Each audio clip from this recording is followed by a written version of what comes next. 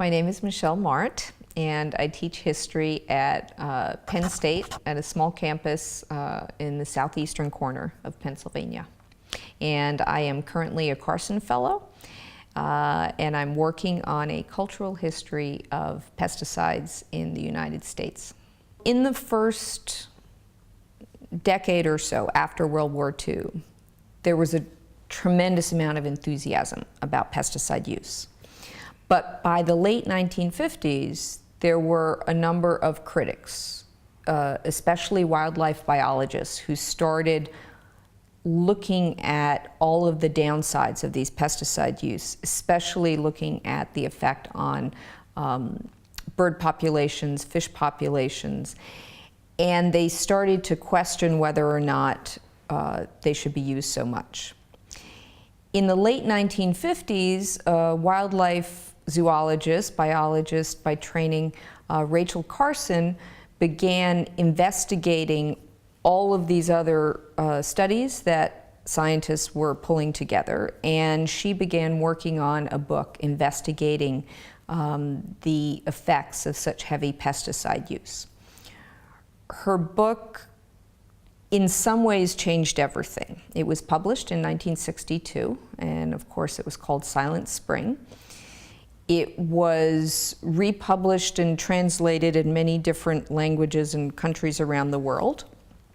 And many people credit it with starting the environmental movement in the late 20th century. And in some ways it did, in the sense that it explained for ordinary people as well as policymakers and many different people around the globe that there was a balance of nature and different aspects of nature worked in harmony with each other. And the heavy, unnecessary use of so many chemical pesticides was upsetting that balance of nature. So this was a revolutionary concept for many people, and it was a very important turning point.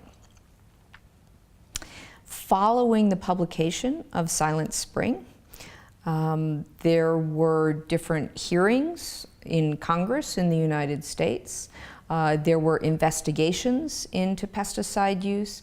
There was a gathering support politically in the United States for laws that would start to clean up the air, clean up the water, control which chemicals were released into the environment.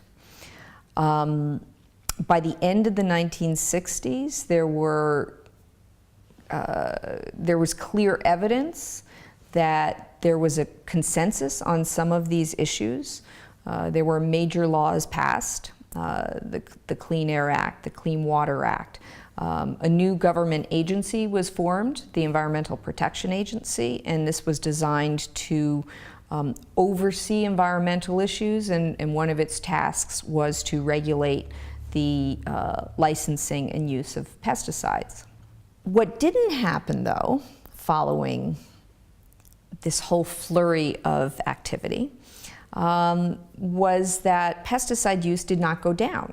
The types of pesticides that were used changed, so pesticides in and of themselves that were used most commonly seemed much less toxic, but the total amount of pesticides used continued to go up after Rachel Carson's book was published.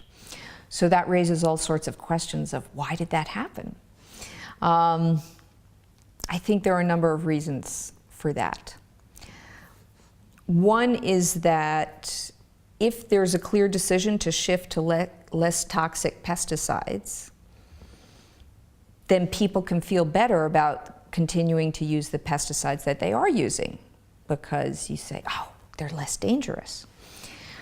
A second reason is that there's a huge agricultural infrastructure that is built up around pesticides, and that does not go away. That is stronger than ever.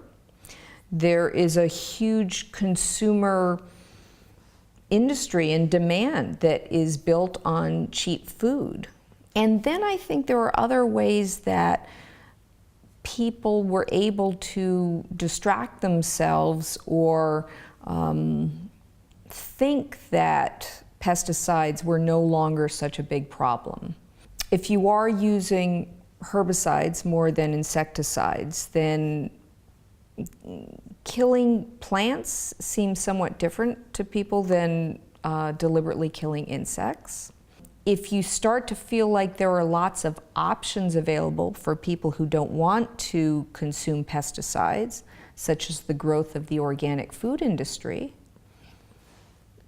then you don't have to worry about the pesticides that continue to be used. So in all of these ways, people are able to mask the continued pesticide regime.